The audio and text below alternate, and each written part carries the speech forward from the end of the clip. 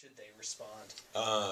The biggest fear you have to overcome, there's two types of fears. There's a constructive fear that comes from God, Yeah.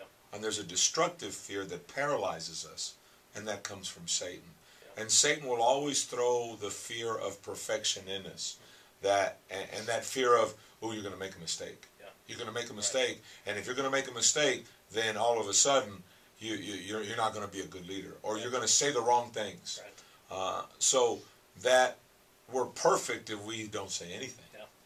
Yeah. And that's what Satan wants us. Satan wants us to be quiet. He wants us to turn it over to someone else. And that's very destructive. And that's from the devil, not that the devil has a heart, but from him, that's his essence. Yeah. While I think a constructive fear, it's funny, I use fear a lot in coaching. The fear of making a mistake paralyzes us.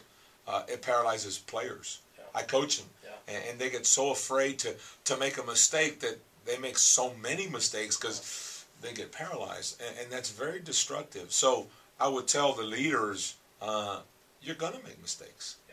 Yeah. Your love for the people has to outweigh, and it has to be greater than the fear of making a mistake.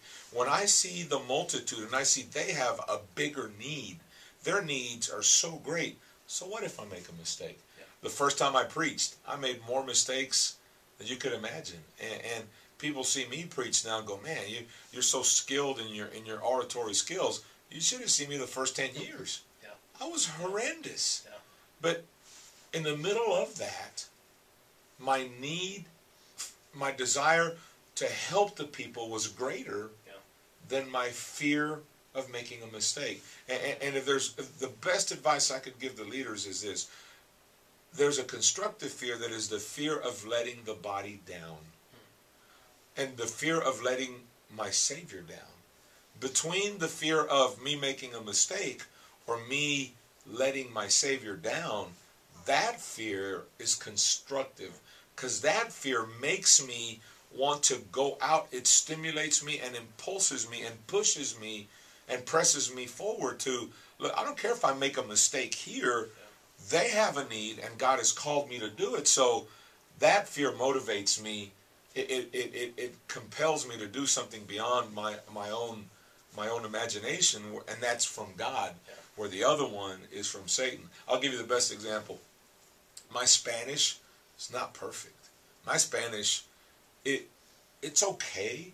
It's very, I can communicate it, but you know, I have so many more adjectives in English, and in Spanish I'm limited. It's almost like my Spanish is a 5th grade Spanish, maybe a 6th grade Spanish. And sometimes it's kind of like, I'm not conjugating the words properly. Oh man, I'm not saying it right, but I'm communicating it, and it's filling the need.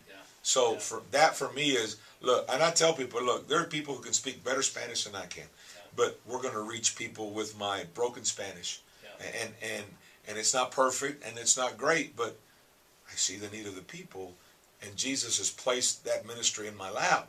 So I'm not going to say, I can't do it because I'm going to make a mistake. So to all the people that are getting it, okay, well, what happens if I don't have the answer?